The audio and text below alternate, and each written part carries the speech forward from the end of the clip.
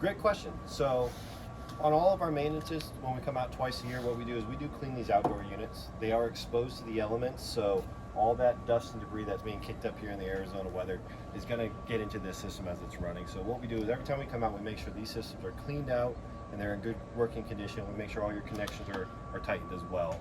Now, we get a lot of questions about the indoor units, whether the indoor unit is part of the cleaning. So ultimately, it's not. It's not something that should be cleaned every year, so long as we're maintaining, changing out our filters on a regular basis. Now, depending on the filter you have will ultimately dictate which cleaning level you're going to need on the system. So if you have a basic pleated filter,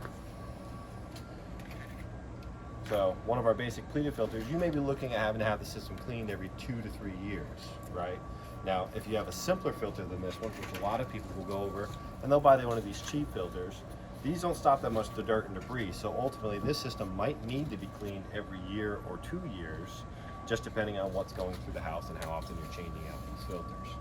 For a lot of people, they say, well, I'd rather not have to clean my system at all, and I'd rather just change a filter. Well, in those cases, that's where we'll recommend our polarized media filter, ultimately giving you the best filtration on the system and resulting in the fact that you won't have to clean this unit that much.